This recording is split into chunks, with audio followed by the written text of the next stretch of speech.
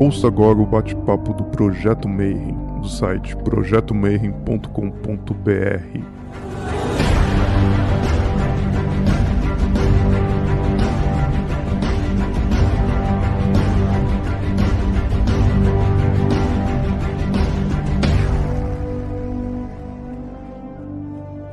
Bom dia para você que é de bom dia, boa noite para você que é da boa noite, boa tarde se você acabou de receber a notificação aí do YouTube e veio assistir mais um Bate-Papo Mayhem.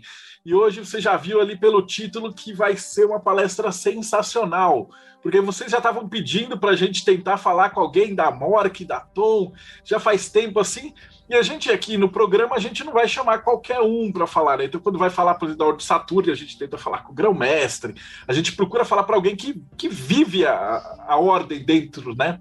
E é complicado. Então, primeiro, antes de mais nada, eu tinha que agradecer ao Ulisses, que fez a ponte pra gente, e a gente vai ter uma convidada, mas é que eu tô muito empolgado, eu tô até nervoso porque é muito, muito massa, né? Então, a nossa convidada, a Odete, ela tá já na Rosa Cruz desde 2002, ela foi mestra da Heptada Martinista de São Paulo, monitora regional dos assuntos martinistas e atualmente é a mestre provincial da tradicional Ordem Martinista da região SP1. A gente vai falar sobre região, o que é cada coisa, o que é martinismo e tal, mas esse currículo é mega masters, assim. Ela também dá aula, monitora dos módulos de cabala hermética, da cabala meditativa, do martinismo, do curso de tradição esotérica. Então, basicamente, é uma popstar. Então eu estou emocionado, muito obrigado pelo teu tempo, valeu, é uma honra para a gente ter você aqui no programa. Então, queria apresentar, seja muito bem-vinda, Odete Cardoso.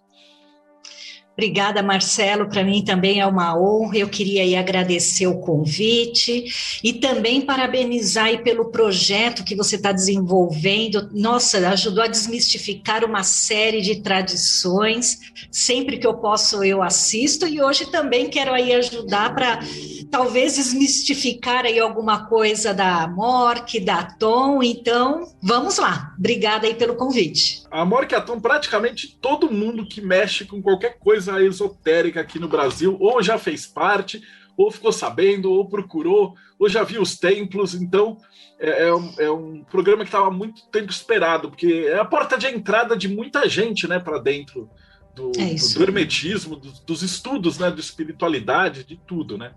Então a primeira pergunta de todas que eles já pediram para eu fazer aqui, antes de mais nada, antes de começar aí a palestra, queria que você contasse um pouquinho da tua jornada. Então, por que você foi para rosacrucianismo? Por que você escolheu esse caminho? Quando você começou? O que você estudou? Conta um pouquinho para a gente os causos engraçados, até chegar, né, nesse montão de título.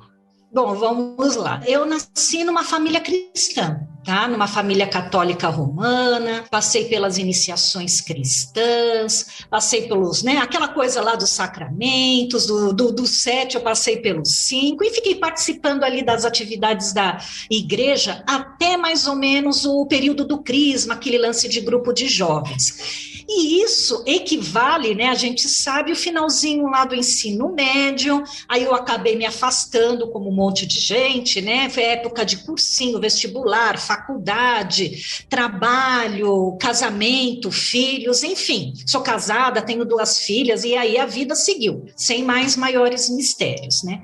Só que eu gosto muito de ler, gosto mesmo, acho que mais do que ler, eu acho que eu gosto de fazer slides, tá? Você vai ver aí.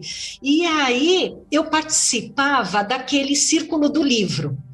E tem um livro que foi assim, o divisor de águas, perguntar aí, Odete, qual foi o livro que realmente deu uma virada aí na tua vida? Foi a Divina Comédia de Dante Alighieri. Né, ele é aquele poema lá do século XV, escrito em florentino, que fala do inferno, do purgatório, do paraíso, e ele é um clássico, né? Ele praticamente definiu aí o idioma italiano, que nem o Camões fez com português, o Shakespeare com inglês, enfim, ele foi aquele livro assim, divisor de águas, né? E ele é iniciático, só que eu não sabia disso, né? Aliás, dessa coisa de mundo místico, esotérico, iniciático, eu não sabia assim nada. Para mim, ele era mais um daqueles, sabe, história cristã de inferno, purgatório e paraíso.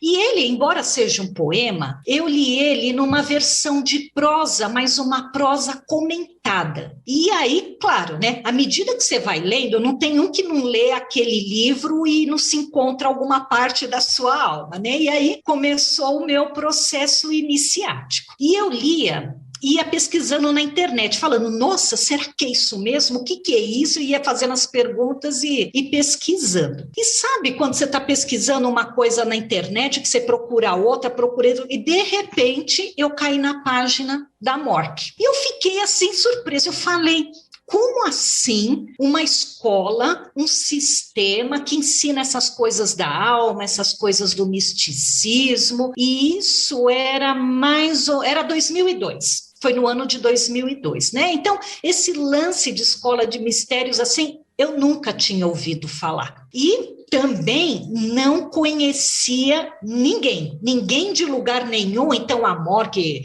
maçonaria, Martin, nada. A única coisa que eu conhecia era a igreja do bairro, era isso, né? E aí eu falei, vou, não vou, sem conhecer ninguém? Bom, resolvi arriscar, fiz o pedido lá de afiliação, e recebi a resposta. Recebi a resposta com material de acolhimento, a explicação do sistema. É assim, curti pra caramba, né?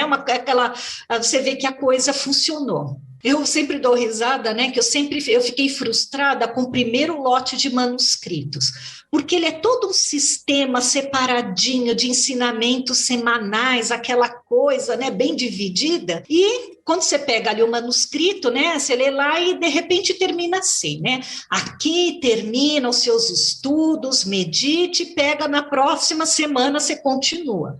Aí eu olhei aqui e falei, o quê? Só isso? Sabe, ler esse negócio aqui por semana?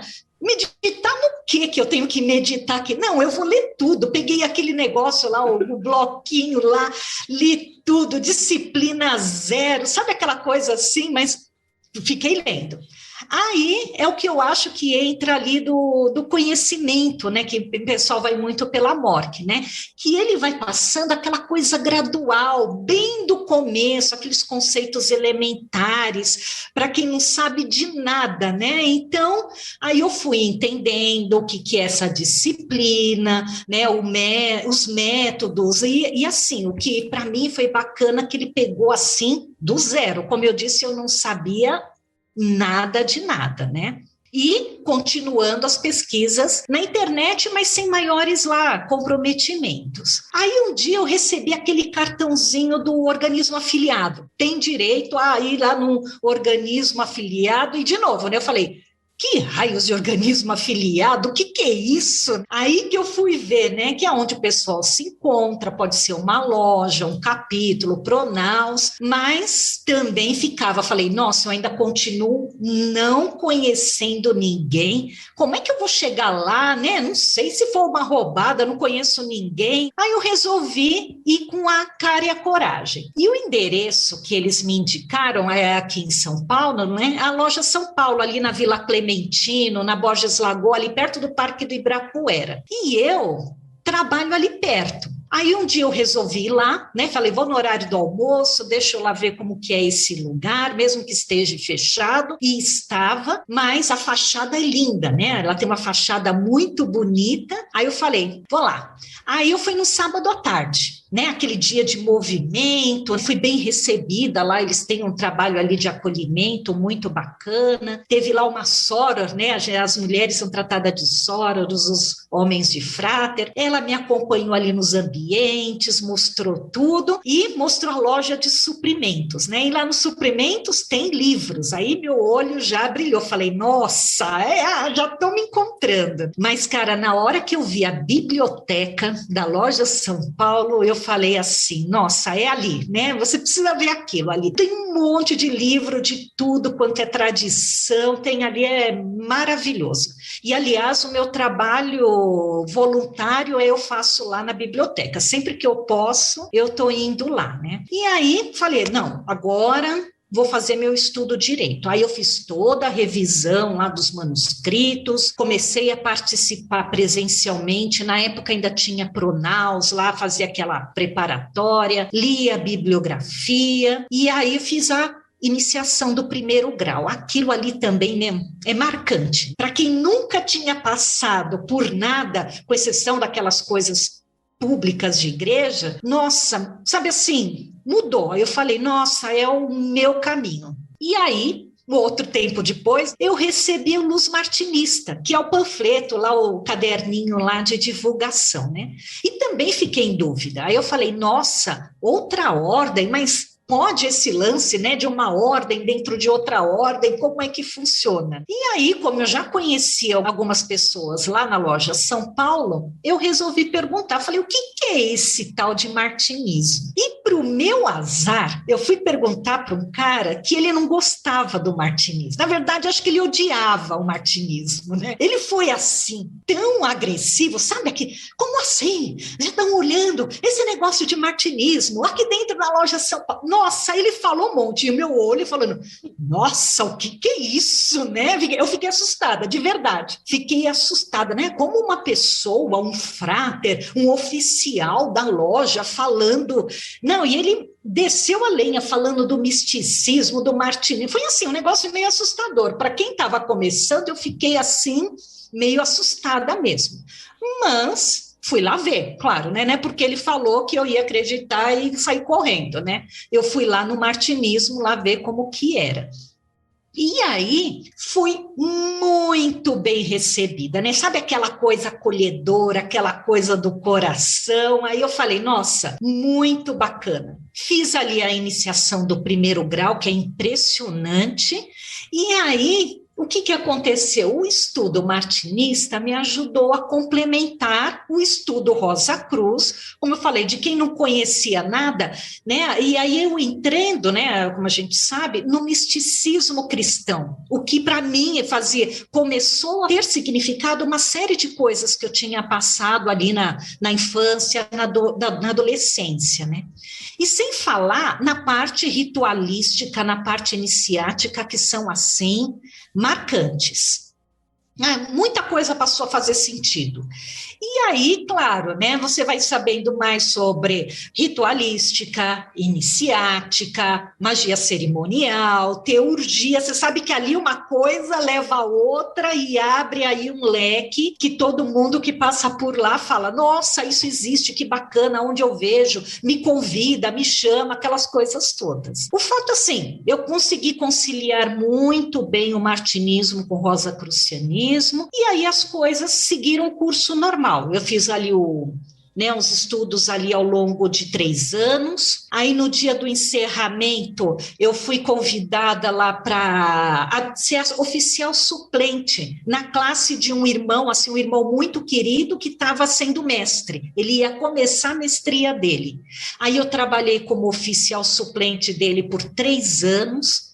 E ali, quando você começa a trabalhar com atuação, com trabalho em equipe, tentando entender o arquétipo, ali você se encontra, né? Porque muda a sua vida. E aí, no finalzinho, eu fui convidada para semestre. Claro que falei, não estou preparada, isso não sei ler, não sei escrever, não sei falar, não sei fazer nada. Mas aí aquela coisa, a monitora veio, conversou comigo, falou, não, você consegue, o aprendizado é pelo caminho, né? Você já tem uma base aí, eu acho que você devia arriscar, vai para casa, pensa e depois você me volta aqui, né? Aí eu falei, quer saber? E a gente fica, né? Medo da exposição, medo da crítica dos outros, e enfim, acabei aceitando. E olha como são as coisas, né? Eu estava despreparada mesmo, estava assim, crua, sabe? Não tinha o conhecimento, não tinha o traquejo, o que eu tinha era aquele conhecimento templário de oficial suplente no martinismo. E para me ajudar, foi o ano que a martinista mudou de 3 para 6 anos. Aí eu falei, poxa, é o tempo que eu preciso para me preparar. E aí, gradualmente, né? E ali foi aquela coisa assim, de aprender com o carro rodando, né? A fazer as coisas, ensaio de voz, ensaio de ritualística, tentar acender uma vela, um incenso sem estar lá com a mão tremendo, aquela coisa assim, bem centrada, ensaiei muito, enfim. Consegui cumprir o final lá, os 6 anos de mestria, né, lá de venerável lá da Ipitada. Aí foi a sequência, fui convidada para ser monitora regional, fiquei 1 ano. Chegou a época de mudança de grande conselheiro e mestre provincial, que são a representação administrativa dentro das regiões. E isso acontece a cada 5 anos. Aí eu acabei aceitando, foi em 2018. Eu estou como mestre provincial e a gestão termina aí, acho que termina o ano que vem, finalzinho do ano que vem. Então, resumidamente, aí esse foi aí o meu caminho aí dentro do martinismo e da Rosa Cruz. Eu fiquei feliz de saber que você também pegou e abriu e leu tudo, porque eu achei que era só eu. Mas acho que todo mundo fica, porque dá muita vontade, né?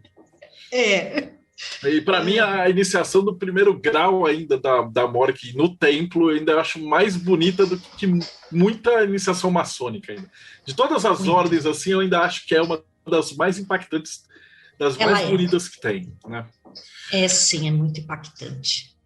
O pessoal também está pedindo muito, a gente tem perguntado, então, qual que é a tua visão de magia? Depois de passar por esse caminho, pela rosacrucianismo, pelo martinismo, qual que é a tua definição de magia?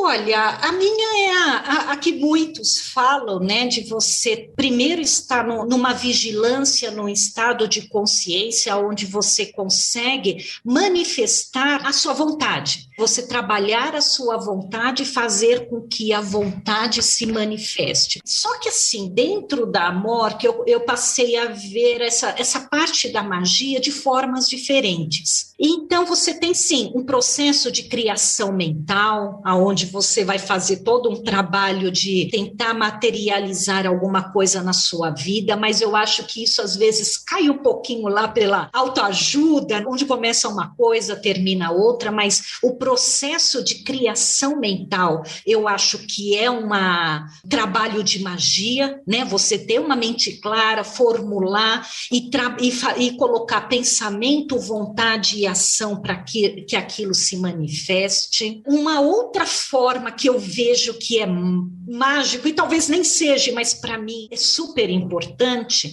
quando você participa de um processo iniciático, eu vou falar o exemplo que eu vi naqueles que eu passei, por exemplo, Loja São Paulo. Para mim acaba sendo uma magia você conseguir colocar 12 pessoas no templo, 12 oficiais, com treinamento, com leitura, a fala decorada, tá? Com postura, com introspecção do arquétipo e fazer todo um drama ritualístico de forma que você consiga tocar a alma daquele que está sendo iniciado. A primeira impressão de magia que eu tive não foi nada de aparecer e desaparecer, você conduzir um processo iniciático, mas aquela coisa bem feita, decorada, que você mobilizar 12 pessoas, e olha que isso não é fácil, de fazer de uma forma bonita, uma forma harmoniosa. Porque, em última análise, quando você vai fazer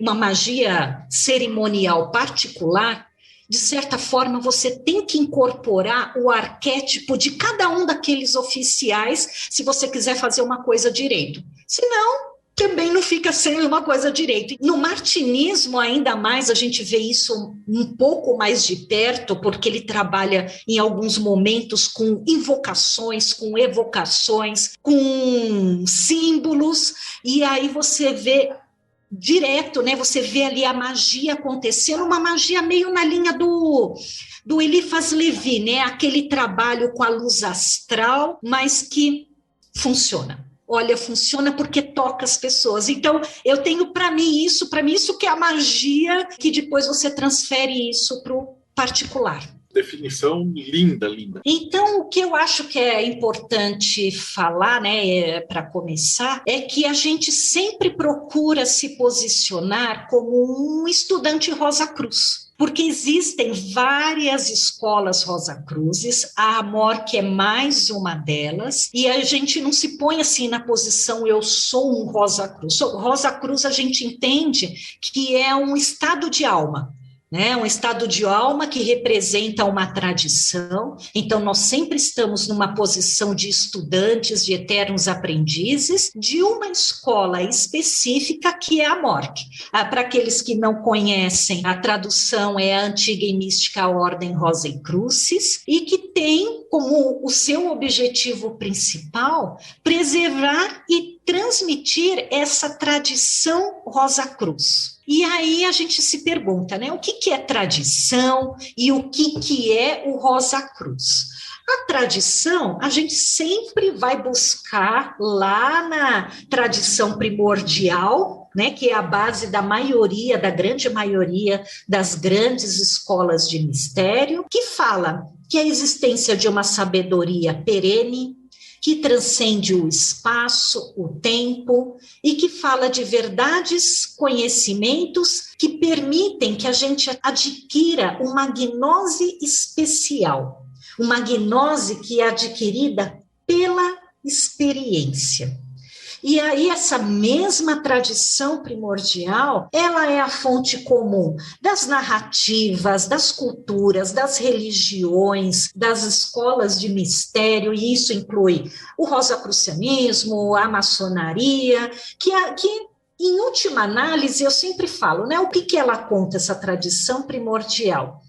A história da humanidade. Né, vai fazer isso por meio de analogias, por meio de arquétipos, aqueles modelos do Jung que acabam direcionando os nossos comportamentos. Então, o primeiro local que a gente sempre busca nos estudos da Rosa Cruz é essa tradição primordial.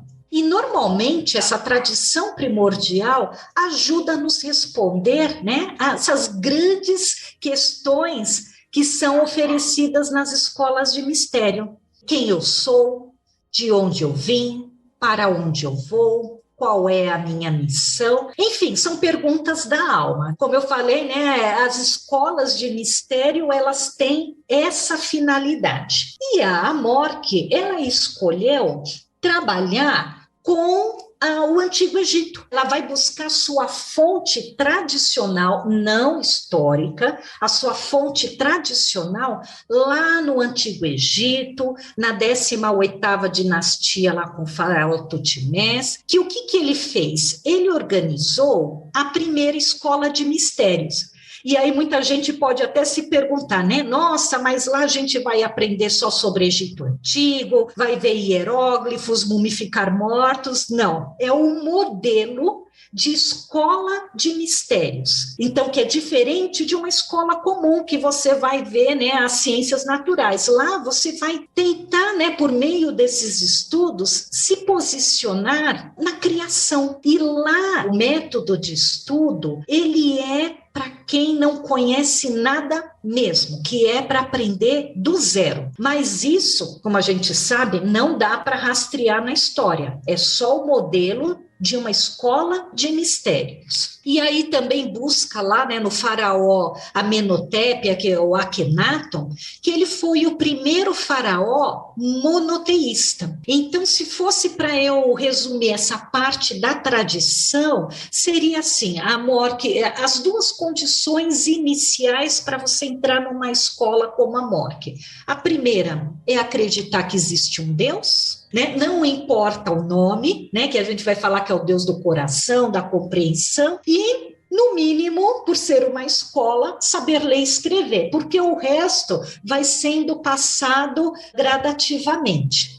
Agora, todas as escolas Rosacruzes, né, elas têm sim a sua parte histórica, e que dá para rastrear. E isso começou na Alemanha, no século XVII, com os manifestos públicos, que são conhecidos, né, como a trilogia dos Rosacruzes, que é o Fama Fraternitatis, o Confessio Fraternitatis e o Casamento Alquímico de Christian Rosenkreuz. Então, se for para fixar, falar, não, eu quero algo sólido, algo que possa ser rastreado ao longo do tempo, é os manifestos, a publicação na Alemanha dos manifestos Rosacruzes no século XVII. E aí sim, você consegue estar rastreando isso aqui até o século XX, através de personagens como o Dr. Harvey Spence Lewis, que trouxe a Amorque para a América. Atualmente, o Imperator, né, que é o dirigente, é o Frater Cláudio Mazzucco. Aqui no Brasil, quem trouxe a Amorque foi a Soror Maria Moura, e atualmente o grande mestre é o Frater Hélio de Moraes e Marques, que a sede é lá em Curitiba. Essa imagem é muito bonita, né, da sede lá em Curitiba.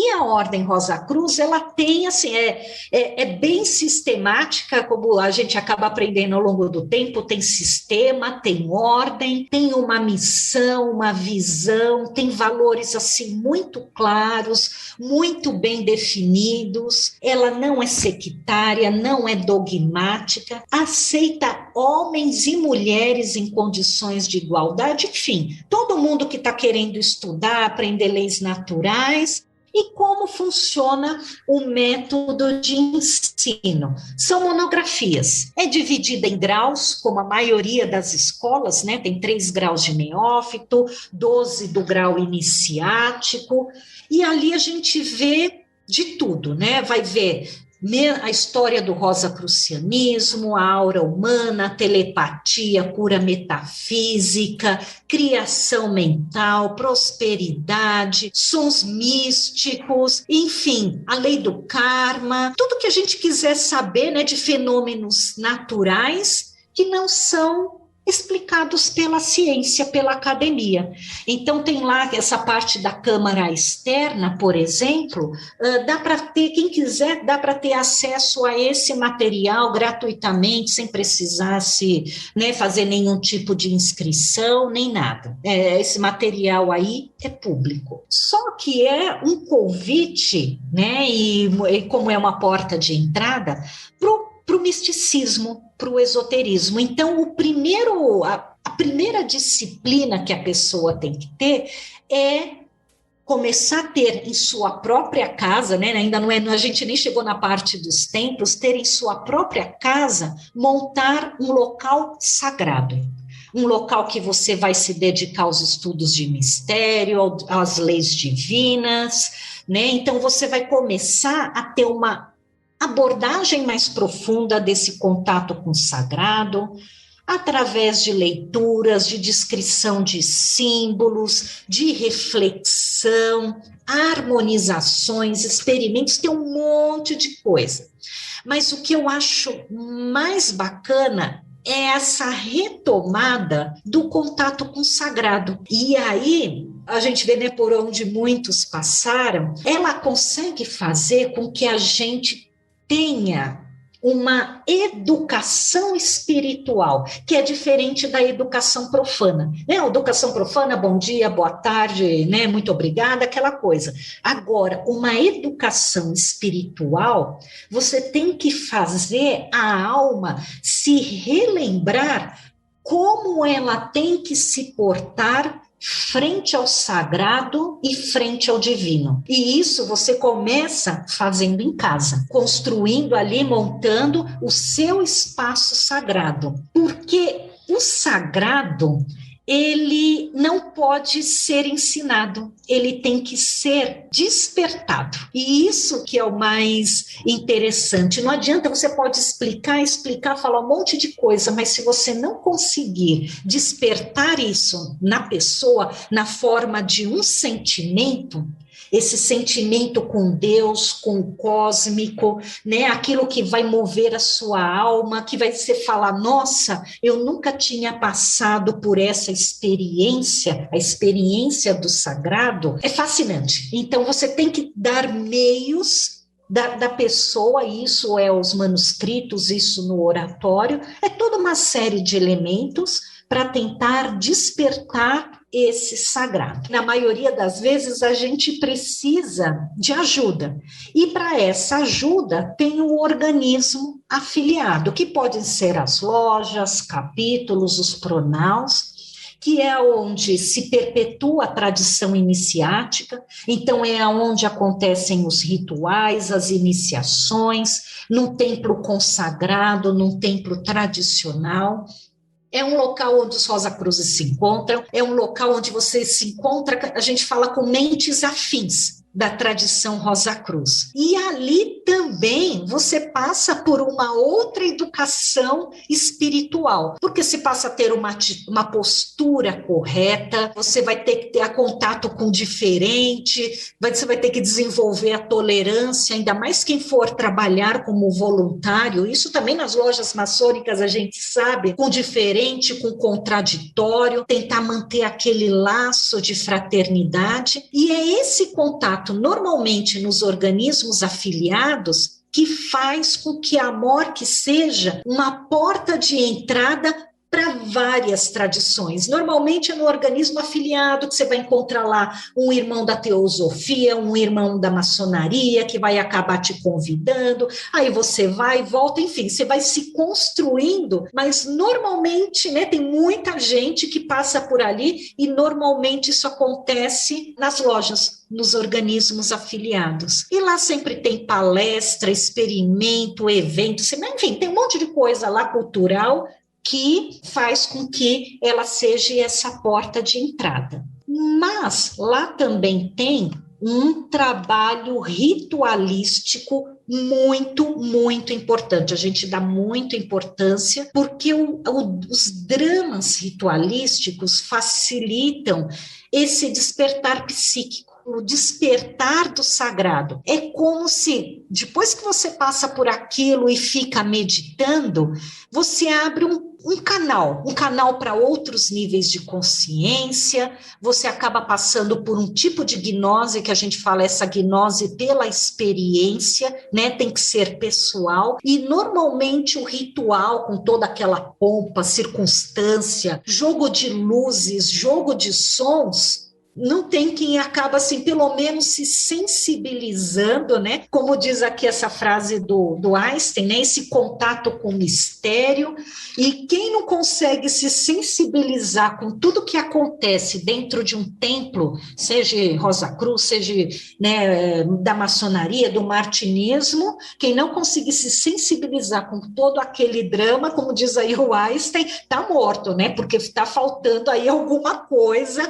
Rosa Cruz também tem a parte de acolhimento das crianças, é a ordem dos Guias do Graal. Eu acho que tem a maçonaria também tem, né, a ordem Demolente, se eu não me engano, não é isso? Que tem, né, o acolhimento? Tem, a maçonaria ela tem os escudeiros, que são os pequenininhos, e os paramaçônicas, que são os Demolês, e as filhas de Jó também. E o arco-íris. Então ela também tem essas... Uhum. Chama de paramaçônica. Paramaçônica, né?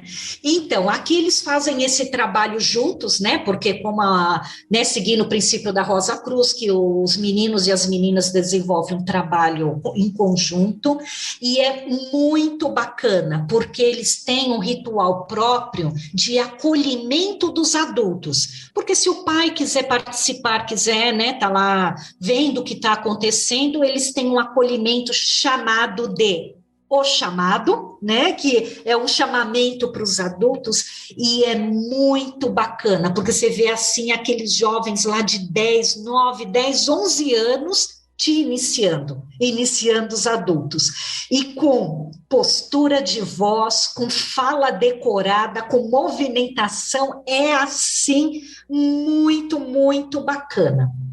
A Rosa Cruz também tem aí a Universidade Rose-Croix Internacional, que a função dela é estabelecer um diálogo, né, entre essa tradição, essa sabedoria Rosa Cruz com a academia, com a ciência, né, do mundo, tenta fazer essa ponte, né, entre o misticismo e a ciência, né?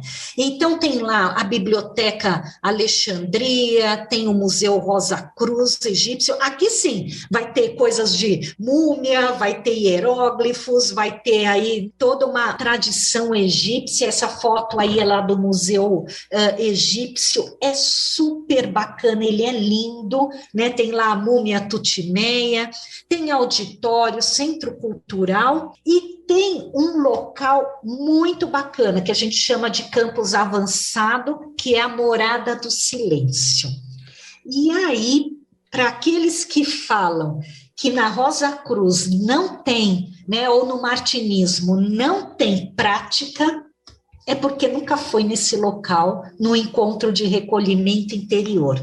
Você imagina um local lá, no meio do mato, com todos os 4 elementos à disposição, a energia do local, num ambiente preparado, num ambiente seguro, você tem lá um serviço semelhante ao de hotel, né? Então você tem lá o seu quarto com banheiro privativo, tem a área das refeições, tem ali um auditório, tem um templo, tem assim, tudo preparado para você desenvolver práticas de cunho místico. O que você imaginar que precise desses 4 elementos e de uma estrutura, ali tem tudo. Nossa, é muito bacana. E é ali que a gente desenvolve os encontros de recolhimento interior. Então, você pega uma determinada temática e desenvolve. Por exemplo, fazer um trabalho alquímico. Tem lá um erim alquímico que você passa de forma teórica, pouca teoria, tá? Não vai ficar lá ouvindo lá uma palestra de 3 horas, não, é coisa de 15, 20 minutos para dar aquele gancho da teoria e vai para a prática. E aí você passa, por exemplo, pelas 7 fases alquímicas. Quem conhece a lenda de Christian Rosenkreutz, né, o casamento alquímico de Christian Rosenkreutz, aquela novela, que é uma coisa assim meio estranha, nós temos um erim que você passa por todas aquelas fases com experimentos do casamento alquímico. E aí entra lá, claro, os essênios ou as câmeras abertas lá do castelo de Santa Teresa d'Ávila, num sentido mais cristão, né? E ali acontecem, assim, coisas muito bacanas, né? A gente faz, por exemplo, uma vez a gente fez, não me lembro qual era o nome do erim, mas ele calhou de ser em junho perto da noite de São João. Né? Então, teve lá, um dos dias era a noite de São João. Aí você imagina, né? Com toda a simbologia mística da noite de São João. Então, nós fizemos fogueira, nós montamos uma alegoria mística, né? Falando de João Batista, de João Evangelista, enfim, associando aquele momento com aquele dia numa forma de alegoria. Foi assim, show. Quem conhece a parte mística ficou assim, tocado com o potencial que a gente pode estar desenvolvendo ali. É muito bacana. Fantástico isso. É, muito. E aí também tem o trabalho altruístico, metafísico, que é o conselho de Solace, aquele conforto espiritual metafísico, para aqueles que querem, né, só participar de uma meditação, para dar aquela harmonizada, tem a meditação aberta à comunidade. E dentro, para aqueles que atingem o 1º grau da Rosa Cruz, podem se afiliar à tradicional ordem martinista, né? Somente a partir do 1º grau. Ali vai estar estudando sobre o misticismo judaico-cristão, efetivamente. Ali que a gente vê um pouco da Cabalá. E tem aquela função. Também é uma outra ordem independente, mas dentro da Rosa Cruz. E ela também tem a função de sensibilizar, né, todos nós, o ser humano, para o mundo espiritual, para entender a sua missão. Ali, eu acho que no martinismo, esse lance da missão de alma fica muito mais claro, porque ele vai falar dos livros do homem, dos livros da natureza, mas sem a teurgia. Mas e aí a gente fala sem magia, sem teurgia, mas é uma coisa muito específica, a teurgia e a magia de Martinez de Pasquali. Aí eu vou voltar só um pouquinho no tempo, tá? Nas raízes históricas da Tom. Então, ela começou lá na maçonaria lá do século XVIII, na França, com um personagem muito interessante que foi o Martinez de Pasquali. Ele tinha carta patente para dar, né, graus superiores à tradição da maçonaria. Então, para aqueles que já tinham passado pelos graus básicos ou azuis, né, ou aprendiz, companheiro e mestre, era convidado, né, a partir do grau de mestre, para os ensinamentos muito muito específicos, e era chamada a Ordem dos Cavaleiros Maçons Elucoen do Universo. Elucoen são os sacerdotes eleitos, e aí sim tinha magia cerimonial e tinha uma teurgia muito específica, baseada num livro dele, né, que foi ditado, né, e organizado, chamado Tratado da Reintegração dos Seres. Esse livro, ele é denso, a gente sempre começa, né, quando fala a explicação dele, ele foi escrito em francês do século XVIII, então não é uma leitura tão fácil. Imagina se hoje nós fôssemos pegar um texto em português do século XVIII, a gente teria uma dificuldade também de leitura.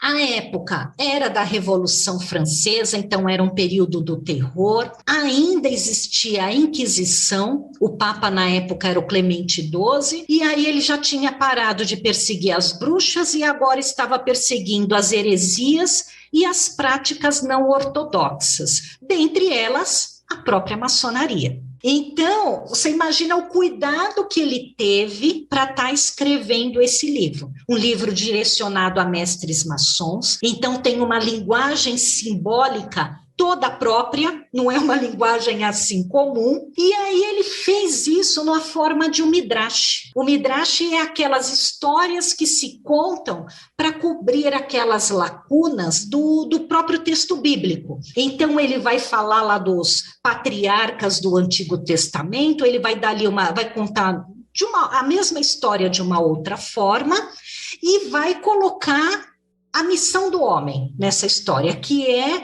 acionar os espíritos intermediários da criação, os anjos, seres celestiais, através de uma teurgia, de magia cerimonial mesmo. E aí, só para entender como que é esse conceito de queda e de reintegração lá do Pasquali, vou fazer assim, um resumo assim de 2-3 minutos, né? Lá a gente leva ali uns 6 meses estudando isso, mas numa forma geral, né? O Eterno lá fez a sua grande obra, sua missão divina, o seu plano divino, e cada vez que ele elaborava esse plano, como diz o texto, o Eterno emanava os seres espirituais, os anjos, para realizarem a sua obra, sua grande obra divina, e ele dava para esses seres espirituais leis, preceitos, mandamentos e, acima de tudo, livre-arbítrio. E aí, no uso desse livre-arbítrio, alguns anjos se rebelaram. Aí ele fala um pouco da rebelião de Lúcifer, o anjo caído. Então, você vê que está indo bem no misticismo judaico-cristão. Claro, sendo Lúcifer também um filho do Criador, né, uma criação do Eterno, o que ele fez? Ele criou aqui, como está aqui nessa imagem, né, essa imensidade divina, esse fogo, essa criação do universo. Ele fala que o universo foi criado para abrigar esses seres caídos. E aí tira um pouquinho daquela do homem, né? Nossa, fui criado, esse mundo foi criado para mim. Não, foi criado para esses primeiros seres. Ele emanou depois o homem, que a gente chama do Adão Cadmon, esse homem universal, esse espírito da humanidade, para fazer esse processo de reintegração desses seres caídos, né? Desses seres que acompanharam Lúcifer nessa queda. Mas para quem conhece o Gênesis bíblico, Adão caiu também. Caiu e ficou aprisionado nesse mesmo espaço aonde está Lúcifer. Uns vão falar, não, foi uma queda, estava dentro do plano. Isso daí é uma discussão maravilhosa que a gente tem dentro do templo. Mas o fato é, o homem caiu. E aí, o que fazer? Né? O Eterno reorganizou, né, a hierarquia celestial e chamou, ele fala, né, o espírito de Eli, um ser octanário, duplamente forte, enfim, ele faz toda uma descrição do espírito crístico, que esteve presente em todos os patriarcas do Antigo Testamento e que a maior expressão foi o Cristo. Né? E o Cristo aí é colocado como esse grande reparador para lembrar do homem a sua missão. Ele não veio substituir o trabalho do homem, ele veio lembrar que o homem tem a sua missão de fazer esse processo da reintegração. Então, quer dizer, o Martinez de Pasquali tem essa linha filosófica da queda e da reintegração que ele passou para os cavaleiros lá, os Elocoin, né? Mas ele morreu. E aí a ordem entrou em adormecimento e 2 grandes discípulos dele resolveram continuar com essa linha filosófica. Um deles foi o Jean-Baptiste Villermoz, que trouxe toda essa linha filosófica lá para o rito escocês retificado, o RER, né? Depois que ele fez todo lá o trabalho junto à estrita observância templária. Então, lá no RER vai se encontrar essa mesma, em determinados graus, essa mesma história da queda e da reintegração. E um outro discípulo, o Louis-Claude Saint-Martin, daí que vem o martinismo, falou, não vou fazer mais teurgia, não quero saber de maçonaria, não quero saber de mais nada. O que eu vou fazer? Um círculo pequeno, é o chamado Círculo dos Íntimos, aonde ele começou a passar essa mesma tradição de mestre a discípulo, então era uma coisa mais fechada, mas falando, olha, tudo aquilo que pode ser visto na magia cerimonial, na teurgia, existe uma contraparte que você pode fazer interiormente, a via cardíaca. E quem deu toda essa teoria para ele foram os escritos de Jacob Boehme. Então, tem até um comentário, né, que se Jacob Boehme, ele é uma parte teórica daquilo que a gente entende como magia cerimonial, só que ele conseguiu fazer isso tudo pelo lado interior, pelo lado do coração. O que não deixa de ser trabalhoso, né? Às vezes é mais fácil você ir lá acender uma vela, um incenso externo. Agora, fazer isso interiormente é um outro tipo de exercício. Enfim, isso correu século XVIII, século XIX, chegamos aí no século XX, com a ordem martinista, esses 2 personagens aí, Dr. Gerard Encalce, que é o Papus, e o Augustin Chabouzot, foram 2 médicos, eles descobriram que eles vinham de linhagens distintas, mais do martinismo, a linhagem do Papus estava ali com alguma falha, eles trocaram iniciações, se regularizaram mutuamente e formaram a ordem martinista lá no comecinho do século passado. Teve as 2 grandes guerras, que balançou não só a ordem martinista, a ordem Rosa Cruz, tudo quanto é ordem, não tem uma que tenha ficado ali firme e forte com seus membros depois de 2 grandes guerras. E aí depois o Augustin Chabouzot reorganizou aí as várias ordens e pegou e estabeleceu ali, né, resgatou uma série de documentos e trabalhos e tem aí a tradicional ordem martinista. E ali na época da Fudose, eles aquela troca ali de iniciações, de regularizações, o Ralph Lewis, o Spencer Lewis também recebeu a iniciação martinista, mas quem fez essa alavancada tanto do rosacrucianismo quanto do martinismo foi o Ralph Lewis. Ele era marqueteiro, né? Ele tinha esse conhecimento, essa publicidade, enfim. Até hoje a gente está com a ordem martinista dentro da Rosa Cruz em função do Ralph Lewis e agora aí o nosso, né, o mais recente imperador, o Cláudio Mazu. E aí, indo para o final, falando da via cardíaca, eu gosto muito dessa frase, né, de Saint-Martin, que fala que o martinismo é essa via cardíaca porque ele consegue levar o espírito humano por uma via natural para as coisas sobrenaturais que lhe pertencem de direito, mas que ele perdeu totalmente a consciência, seja por sua degradação ou seja pela orientação errônea de seus instrutores. Então, é um caminho que você tem que fazer interno e ali com muita consciência, né? Mas que o martinismo possibilita. Aí, como eu te falei, tem os links para quem quiser conhecer um pouquinho mais. O da MORC é o www.amorc.org.br e aí lá dentro tem os outros links, né? Que você pode achar lá dentro a Câmara Externa, o próprio martinismo, o Guia dos Graus e a URSI. Todos eles acabam tendo ali o org.br, né, como uma organização, mas entrando na página da MORC, você encontra ali todos esses outros links. E aí eu agradeço aí a oportunidade e eu agradeço aí a atenção com a saudação Rosa Cruz de Paz Profunda. Obrigada aí, Marcelo, pela oportunidade. Fantástico. E só lembrando para o pessoal também, para facilitar, os links que a Odete passou, eles estão aqui embaixo na descrição do vídeo. E o Bruno está pedindo, né? Geralmente eu faço essa pergunta para o pessoal que é mais líder religioso, do candomblé, de espiritualista. Mas do ponto de vista da MORC, existe algum ponto oficial? Ou qual a sua opinião pessoal do que acontece com a gente depois que a gente morre?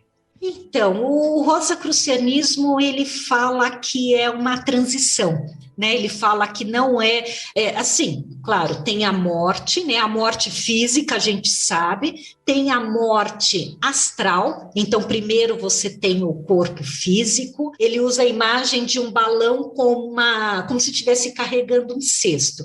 Então, primeiro você deixa a parte física, né? Então, você tem a morte física, depois você tem um processo que é essa morte, a gente chama de uma morte astral, né? Que vai passar pela transição, e aí você entra num outro nível de consciência que a gente não sabe, né? Não tem como definir, afinal de contas, ninguém veio do lado de lá para contar, mas ele fala que, como se fosse um magnetismo, você acaba indo para uma faixa vibratória que você consegue alcançar enquanto encarnado.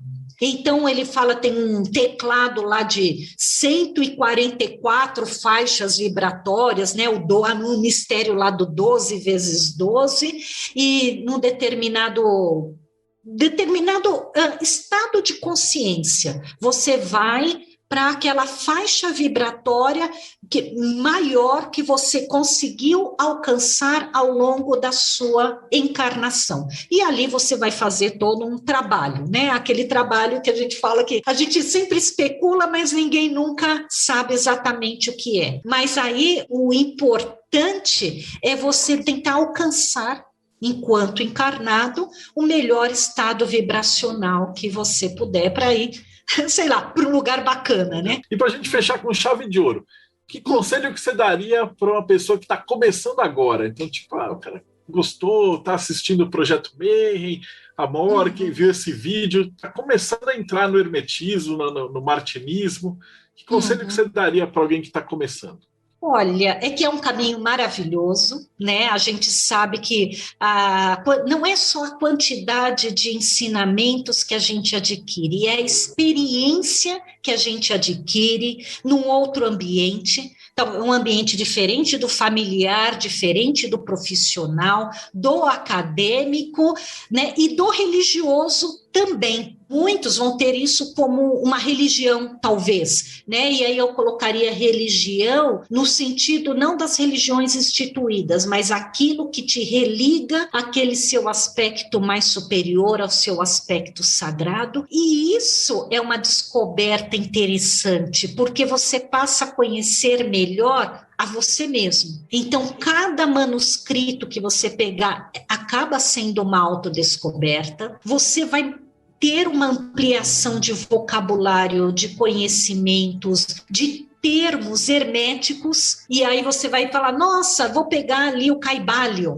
Não que ele seja fácil, mas você já vai entender alguns termos que estão ali, e aí, como a gente já disse mais de uma vez, ela acaba sendo porta de entrada para outras coisas que talvez tenham mais ressonância com a sua alma, mas você já vai melhor preparado. Nesse contato com as pessoas, você tem até um feeling, uma intuição que você fala, aquele lugar ali, não sei se é tão bacana, né? Então você vai tendo um feeling iniciático de repente você ir nos lugares estranhos aí e acabar entrando numa roubada. Ele acaba dando uma sensibilidade não só de locais que você vai, mas de livros, né? Então, tem muito livro bacana, mas tem muito livro ruim. Você começa a separar um pouco do joio do trigo, você vai ver livros recomendados, vários livros bacanas, você fala, opa, então ali é um local que eu sei que tem recomendação de livro bacana, e os próprios manuscritos da ordem, eles têm uma parte que chama concordância. A concordância é o quê? Nós vamos desenvolver um tema Rosa Cruz, mas isso concorda com determinada tradição, com determinada escola, com determinado livro, o seu leque de conhecimentos amplia muito mais. E aí, quando você entra nessa, dificilmente você sai, você acaba só mudando, às vezes, de um ponto para outro, mas no fim, você está rodando ali nas mesmas coisas. Estou com uma pergunta aqui do Lucas, ele fala assim, muito obrigado pela apresentação. É possível seguir a senda martinista em conjunto com outras tradições? Por exemplo, se eu for da Umbanda, eu posso ir para Tom e para Mork e ficar no meu terreiro também? Sem problema nenhum. É capaz até de você entender coisas muito mais, né? A gente sempre fala, é um intercâmbio, né? A gente está ali para aprender. Então, talvez se você, por exemplo, vai, no caso, você está citando a Umbanda, né? Normalmente a Umbanda, o pessoal tem uma sensibilidade, eu vou colocar aqui, não vou dizer espiritual, assim, no astral, muito refinada, né? Muito mais, tem uma sensibilidade melhor. Quando você entra num templo Rosa Cruz, num templo martinista, aquela sensibilidade te dá, você percebe coisas que normalmente uma pessoa que não tem uma outra sensibilidade, não tem essa sensibilidade ou não tem esse conhecimento anterior, não percebe. Então vai ser muito mais rico essa experiência, seja no martinismo, seja no Rosa Cruz, se você tiver essa experiência. Então, você ser da Umbanda, você ser do kardecismo, de qualquer uma, só vai complementar. Uma e outra, vai ser assim, né, de mão dupla, não tem problema nenhum. Pelo contrário, vai até fortalecer isso. Era uma coisa maravilhosa. A gente tinha lá na Madras, era o Marco Antônio, o Xuxa. Ele era da Tom do Tatuapé. E ele sempre falava assim, quando a gente fazia as transmissões, às vezes passava e tinha o pessoal médium, e dentro do templo Rosa Cruz a gente sempre via, né, a energia movimentando quando faz ali a evocação e tal. Então é uma coisa assim fantástico, né? Mas, Odete, brigadão pelo teu tempo, foi fantástica a explicação. E para você que está assistindo a gente, então não esquece, segue o canal, dá like, acompanha e dá uma espiada no Projeto Mayhem, né? Porque a gente já tem mais 190 entrevistas. Tudo que a Odete falou, ela mencionou, mas a gente já teve irmãos aqui que já falaram um pouquinho do martinismo, da parte histórica, das ordens maçônicas, do Papi. Então tá tudo intercalado. Dá uma olhada, eu descobri recentemente, eu fiz as categorias aqui. Então, se você for aí no YouTube, tem uns esquemas malucos, assim, mágicos, e tem categoria, a gente está dividindo. Então, você vai lá na Rosa Cruz, vai ter um monte de palestra também a respeito. Então, compara, e aí a gente vai aprender muito mais. E a gente se vê, então, no próximo Bate-Papo Mayhem.